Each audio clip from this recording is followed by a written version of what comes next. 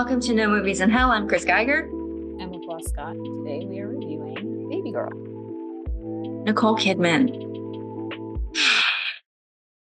Nicole Kidman. Yeah. I mean, she's an amazing actress. Love her. I really liked the setting, in terms of like, she's a powerful woman. She's running an AI company. Seems as though like she has a wonderful life on the exterior. She's very like uplifting and like inspiring for her direct reports. And also, this is a film that is directed by a woman, and she has made it her mission over the course of a number of years to support women filmmakers by being in their films. So this is like fantastic for her. Yes. Now, did you see Femme last year? No. Mm-mm. So Femme is a Harris Dickinson movie. It was only out for a little bit, but he plays a similar role. He plays a dominating personality in a sexual relationship. And that movie was so good. And I feel like seeing him in this role, I was just like, oh. Oh, But yeah. people should have Oh, seen okay. Femme because, yeah. This wasn't it. Yeah. Also, when I was looking at this movie, I realized, and the trailer for the end, I realized that George McKay is a different person from Harris Dickinson. I thought they were the same person. They Oh, look I don't very know who George similar. McKay is. I think because you think he is Harris Dickinson. No, maybe I've never seen a George McKay movie. Like, I've seen Harris Dickinson. He's been in The Iron Claw, Triangle of Sadness, this movie. Um, I love how, like, on an aside, I love how they just did not do any press for this film whatsoever, or a promo for this film. It was surprising. Also, I felt like I wanted to like this movie going in, but there wasn't enough story for the amount of time it took up. Like, I was like, No, oh, I agree. there's like, especially comparing it to Femme, where there's like a very complicated storyline happening and it's done really well. But I was just like, oh, that's what else has happened? Like, that's it. Yeah, I feel like this film, the trailer really gives away, like, the trailer is basically a majority of this film. Yeah. Where I was like, oh, that's a moment that was in the trailer. Oh, this is like, is there anything that I'm going to like? There was no plot twist, no anything. It's very uh simple and linear. Um, so I was like, oh, okay. And I'm like, well, I was just like, okay. I did like the ending because I feel like in movies like this, typically the lead is punished somehow. Like they lose their job or they get divorced or like there's some sort of consequence that occurs because of their bad behavior. And so I like that Esme was like, you know what, I don't want to see you fail. But I want you to be the person that I want you to be. So in a way, she kind of takes over the Harris Dickinson role in her life. And like now she's just telling her what to do. Yeah. But I did like that ending. I just thought that the thing that you didn't see in the trailer was that. And you didn't see the Antonio Banderas scene where he is actually having like a moment. Because for like the first half of the movie, I was like, oh no, Antonio Banderas is just here as window dressing to be like the sad husband.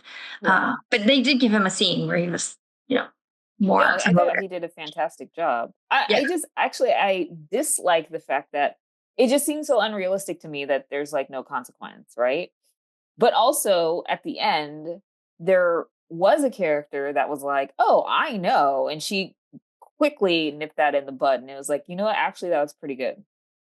Yeah, I agree. We were pretty close. Okay.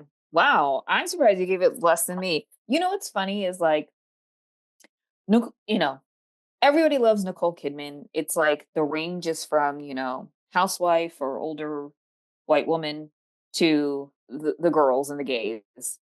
And I feel like this is one of those films that, it came out during holidays and people probably went to go see it with their families. And it probably went way off the rail. Yeah. It was an interesting choice for her. I mentioned this to Jax when we were leaving. I was like, the storyline just wasn't there. Like, Yes. Mhm. and I felt like for a big star like her to sign on, she could have asked for a little bit of rewrite. But maybe it Well, was during writer's strike, and the woman who wrote it and directed it maybe was very protective of it. But I just feel like if Nicole Kidman is signing on to your project and she's saying, like, you need a little bit more, like, give it a little bit more.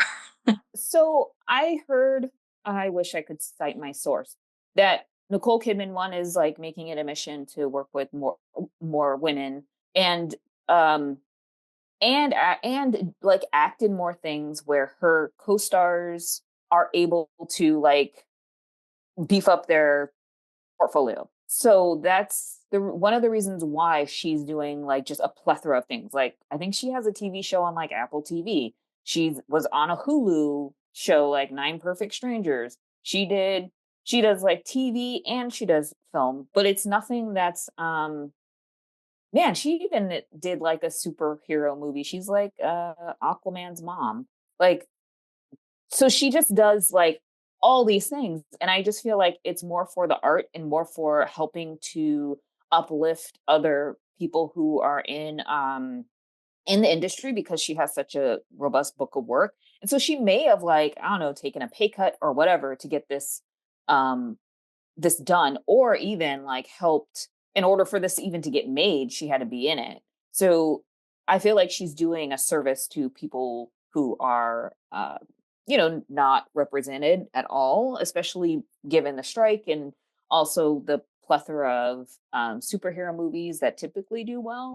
So it's like she's kind of saving independent films or getting things started. So I'm grateful for that. And I thought like in this film in particular, I loved all her outfits. I was like, oh my gosh, I love that outfit. I love this. I love that. But for the most part, it wasn't for me. Yeah, I agree. I say like she could have asked for a little bit more writing to be done or editing or something, but maybe she did, and that's what we got. Like I didn't see the script beforehand, so maybe it was even thinner than it was. So I'm just throwing that out there. Like if awesome, I love Nicole Kidman. Like she's done amazing work. I do think that if it were me and I were signing on for a small project, I would be like, can we just do a little bit more? But she's where she is and I'm where I am. And maybe there's a reason for that. No. Do you have anything to plug in this episode? I was trying to think of what other films that I'm like interested in and haven't like heard anything about. The Last Showgirl. It's like got all this buzz. Is it out yet? Not yet. So waiting for that. So It's coming to Cincinnati next week. okay. So maybe AMC will have it next week. I hope so. How about you? Anything you're looking forward to? Yes, I already have tickets to The Last Showgirl, which I'm excited about. I saw Flow yesterday, which is that animated movie about the cat, which was interesting, but also long. And there's no dialogue. Like you're just watching these animals interact with each other in this situation. Okay. So it was interesting for that, but beautiful. Like the animation is lovely and it definitely is something worth seeing. But just know going in, it's a little bit slow. Okay. Well, thanks everyone for watching and don't forget to like and subscribe. We'll see you next time.